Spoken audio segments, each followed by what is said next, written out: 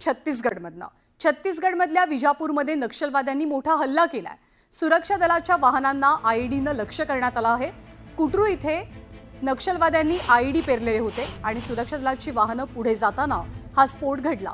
या स्फोटात 9 जवान शहीद झालेत, 6 पेक्षा अधिक जवान गंभीरत्या जखमी झालेत।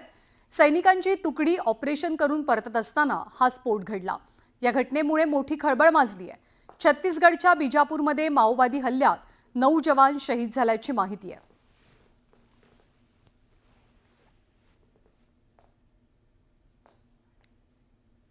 आणि माजी खासदार सुजय विखे पाटील वादामध्ये सापडल्यात।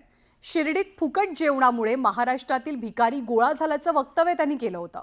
त्यावरती मोठ्या प्रमाणात टीका झाली।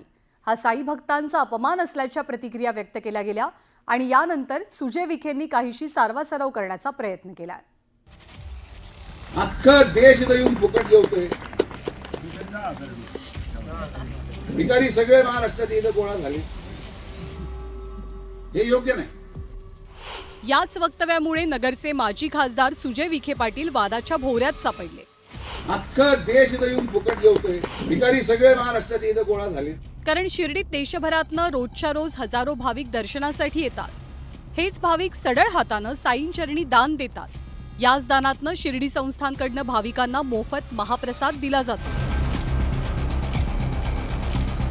पण त्याच जेवणासाठी भिकारी शिर्डीत गोळा झाल्याचा अजब तर्क लावत यातला पैसा शिक्षणासाठी वापरण्याचं वक्तव्य सुजय विखेंनी केलं। प्रसादालयामध्ये आपण मोफत जेवण देऊ राहिले, 25 रुपये केलं पाहिजे, खरंच पेड केलं पाहिजे। तो जो पैसा वाचेल तुम्ही आमच्या मुलांच्या भविष्यासाठी खर्च करा। अख्खा देश येऊन फुकट जेवतोय, भिकारी सगळे महाराष्ट्रात इथं गोळा झाले। सुजय विखेंनी केलेल्या याच विधानावरनं विरोधकांनी त्यांच्यावर टीकेची झोड उठवली आहे।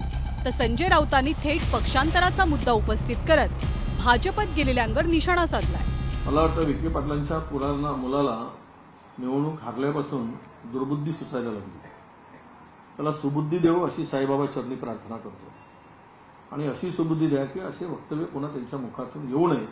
ही प्रवरा ग्रामीण शिक्षण संस्था आणि पद्मश्री विखे पाटील शिक्षण संस्थेअंतर्गत जे तुमचे असंख्य युनिट चालतात त्यातल्या कुठल्या युनिटमध्ये तुम्ही आत्तापर्यंत गरजू आणि गरीब मुलांच्यासाठी मोफत शिक्षण व्यवस्था सुरू केली आहे?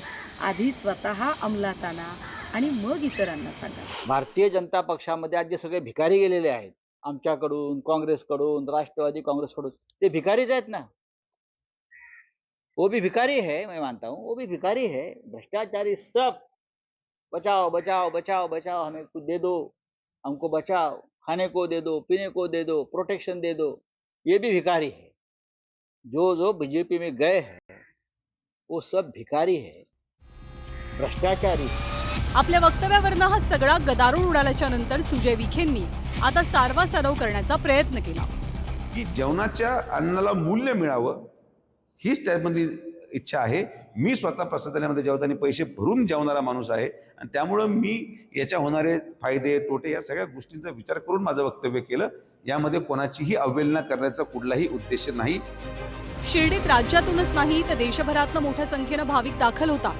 त्यामुळे भक्तांच्या श्रद्धेला तडा जाईल असं वक्तव्य करण्याऐवजी सबुरी पाळणं गरजेचं आहे। Bureau report, news 18 Lokmat.